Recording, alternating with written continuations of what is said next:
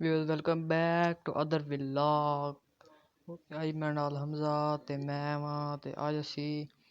Viewers ਬਣਨ ਲੱਗੇ ਹਾਂ ਸ਼ਹਿਰ ਹੋਸਰਾ ਇਹ ਪਹਿਨਿਆ ਜਿਵੇਂ ਸ਼ਹਿਰ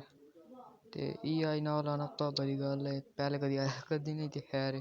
ਤੇ ਅੱਗੇ ਨਾਲ ਭਾਈਜਾਨ ਵਹਿਨੇ ਪਏ ਤੇ ਲੱਗੇ ਵਜਨ ਠੀਕ ਹੈ ਤੇ ਵਹਿਨਿਆ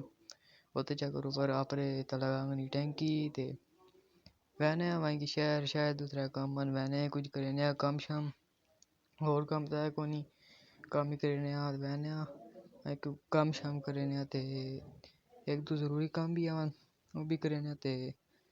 हमजा भी नाल है ते ये भी सारे बहने वहीं को थे मिलने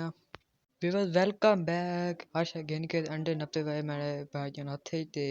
हमजा और सी बहने घर के को अंडे के काम में कर के दे ते हुन बहने घर वहीं को थे वहीं मिलने वेलकम बैक ਅਸੀਂ ਮੋਰ ਆਇਆ ਤੇ ਅਸੀਂ ਗਏ ਆ ਬਾਜ਼ਾਰ ਗਏ ਗਏ ਆ ਤੁਹਾਨੂੰ ਦੱਸਿਆ ਅੰਡੇ ਗਏ ਆ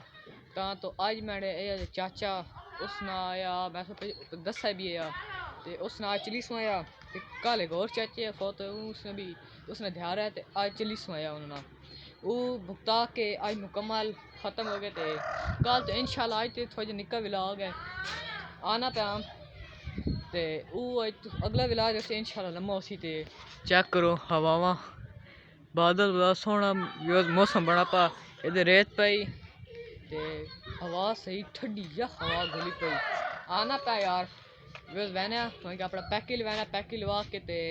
वीडियो एंड भी करना अगले व्लॉग के बाद मिसा पैके लसा तो ही व्लॉग ही अपलोड करसा तब अगले वीडियो बाद मिसा तब तक के लिए अल्लाह हाफिज़ बाय।